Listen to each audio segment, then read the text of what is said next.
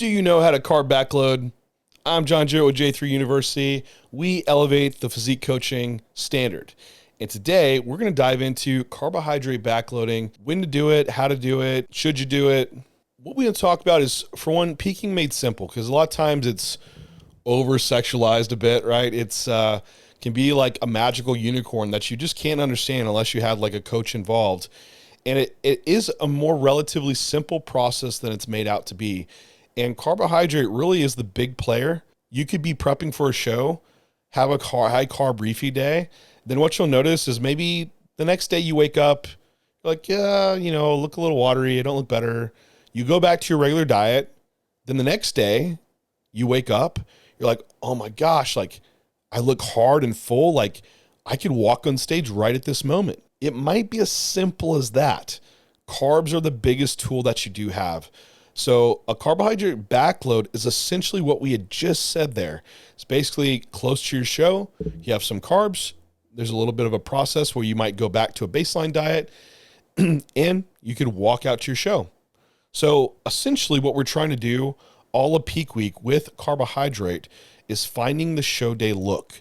I talk about this a lot on J3U, is finding the look, because we should be monitoring someone all peak week to find this look, how much carb they need for the best visual. And what you're going to find for this best visual, it's going to correlate to some body weight that you're going to arrive at. And throughout the day, as you're eating and you're drinking more fluids, body weight's moving up, right? And you're getting fuller. Somewhere along that line, you're going to look like, wow, I'm full and hard. I could walk on stage like this. There's going to be a body weight that's associated to that visual. And essentially all it is on show day, we want you to walk on stage with that visual and probably very close to that body weight. I've done this at numerous shows. I carry a scale around with me all the time to where I'm watching my body weight and my visuals. And throughout peak week, I find my best look. That might be, I wake up at 210 and I weigh after 3 meals, 215, and I'm full and hard. Perfect. On show day, I know I need to be pretty close to 215.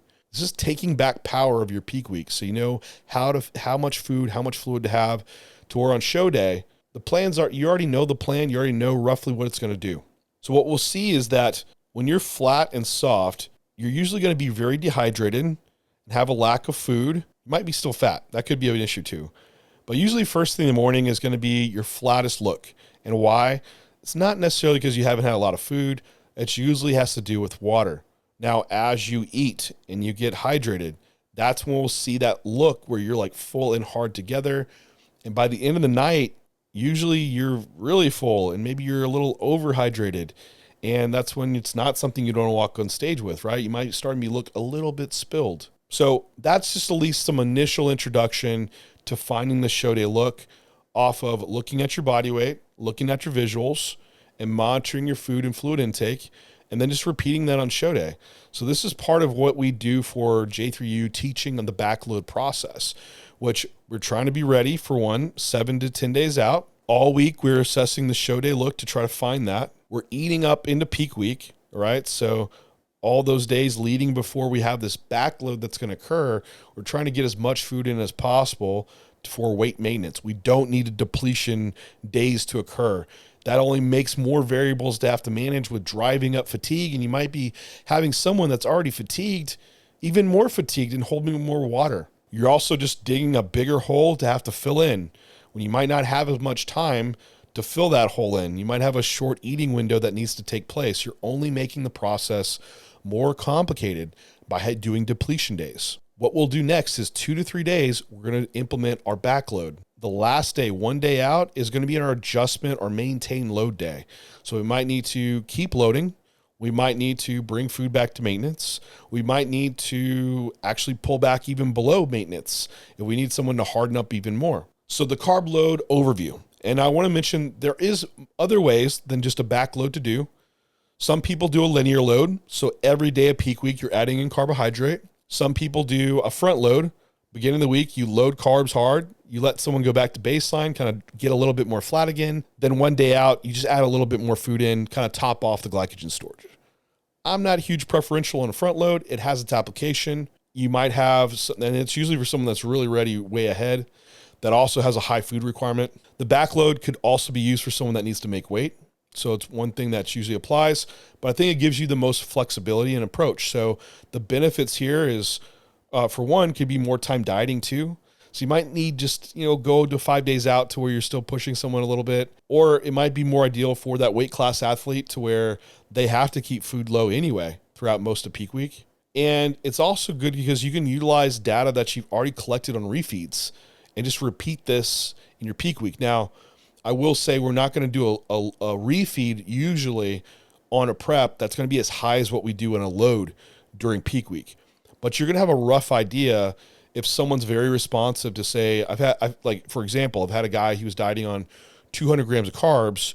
Now, if I give him 300 grams, another 100 grams on top of his diet, he'll gain like 2 pounds and look crazy full. So, or I've had other people that I need to like triple that intake to actually fill them out. And some people don't even fill out. They just need a couple days of that. So off past refeed data, we're going to be able to know and help implement some of that using a backload. So there's a few benefits. Some of the disadvantages is, for one, it's less time to actually drop fatigue if you're not able to feed someone up into peak week, right? If you have to keep them pretty low in food. There might be more air to spill over versus like a front load. So that's why I usually try to give a 1 day buffer on that 1 day out mark to where we gauge and say, should we keep loading or not? There might be some air to underdo a load. If you wait a little bit too late for a back load, especially more of the case for like the weight class athlete, if you have like an 18-hour weigh-in to stage time, you likely might not be able to load enough food for someone if they had to really deplete down. Then also considerations around GI distress. If you're trying to get a lot of food in a short window, can only put so much food through the GI. So how to do this? For a carb backload, when we are at this 2 to 3 day out mark, again, you're going to be gauging this on previous data, prepping them, their refeed days, how much they might need. If you kind of err on someone this might spill over a little easy, you might start 3 days out to where you could pull them back quicker. Or someone that need a lot of food, you might start at that 3 day out mark. But the idea is that over this period, we're going to do 3 to 10 grams per kilogram per day of carbohydrate. So if you had someone that's 100 kilograms, 220 pounds, that's going to range from 300 to 1,000 grams of carbs over this time period. Now, these are kind of the extremes and situations, and I know that's a huge range, but it does range that much, unfortunately. So I would usually see what their base plan was that they've been running to maintain. A good idea might be doubling that if you have no clue at all. So they've been dieting in 200 grams, 400 grams of carbohydrate might be a good starting point, and usually that'll fall within this range. Then we could adjust from there. That's why we try to do 2 to 3 days. So over this time period is what we're going to try to put in. Usually it would fall probably in that more so like 4 to 6 gram per kilogram range over a 24-hour period. Now, food source wise, make sure you're going to utilize stuff that's going to digest really easy, especially as we're raising up food volumes, but also foods that they've been familiar with on prep. Usually going with rice-based type foods. Also consider implementing, and you'll see a later point on here about potassium, is that usually as we're reducing, as we're increasing carbohydrate, might be reducing vegetables, that we're also driving up a lot of the potassium and magnesium intakes, and also decreasing protein at the same time, which is also a great source of potassium. Glycogen storage is a little bit dependent on potassium. So you can replace some of that by utilizing fruits. Absolutely is possible, or even dried fruits if you need to. Could use fruit juices. That would be completely fine during this process. Or even carbohydrate powders is another one to be more condensed if your volumes are getting too high with just rice alone. Another point being reduce your veggies during this process. Now for protein needs are going to go down when we're seeing caloric intake move into a surplus, and also carbohydrate increasing, as these are going to be more protein sparing. So a general range would be 1.6 grams per kilogram of body weight. So like 0.8 grams per pound of body weight of protein, more than enough to cover protein needs. I would go with all your normal protein sources, but I do tend to move towards ground and shredded meats. Pro tip here. If they're already mechanically broken down, all your digestive enzymes are going to have more surface area to work on those meats. So I move into using all shredded chicken. We cook our chicken. We use a hand mixer to just shred it all up, or using like minced ground beef. again, with the hand mixer to make it really, really fine.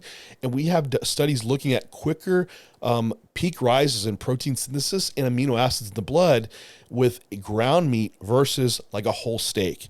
So absolutely, you're going to get a faster digestive process moving to meats like that or using whey protein. It's okay to use whey protein during your peak weeks as long as it's been digesting fine, all prep. So that's an easy way to have something that's very fast digesting and won't sit long in the GI tract. For fats, again, we're carb loading. Too high of fats can actually limit the carbohydrate load. So we want to move fats to less than 0.5 grams per kilogram of body weight, or we could just kind of round this to 0.2 grams per pound of body weight. Again, coming from more like oils, nut butters would be fine. You can even use chocolate during this time, like a 80-20, like cacao, dark chocolate. And then, of course, there'll be some from like your direct meat sources too.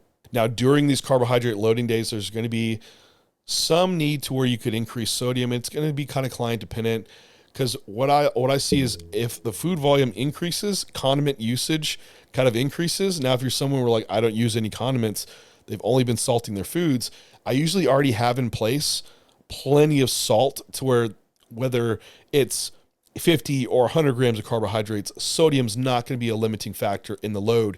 So I don't really have to scale up sodium. But if you're realizing that carbs feel like they're sitting heavy in the GI tract and someone's not filling out, you might just look into their sodium intake and see if it's a bit low. Because part of the absorption of carbohydrate in the gut is a sodium dependent process. And then fluid needs need to scale up with carbohydrate. So usually we already have enough fluid present. So don't do a dry carb load. That's not a thing. So if you cut water out completely and you're trying to eat all these carbs, they're not going to store as glycogen as fully as you could when you are hydrated. Then, like I already mentioned, just be mindful of potassium because that is going to be needed to store glycogen. So that is the general framework around doing and implementing the carbohydrate backload.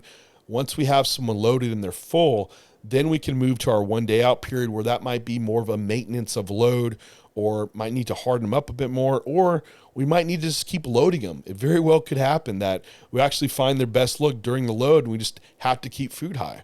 But this should be some general framework to implement. If you want some more specifics on how to actually coach this, head to j3university.com. It's where we dive in deep, look into some more nuance and case studies of how you can be doing this for yourself and your clients. Thanks for tuning in, everybody. We'll talk to you next time.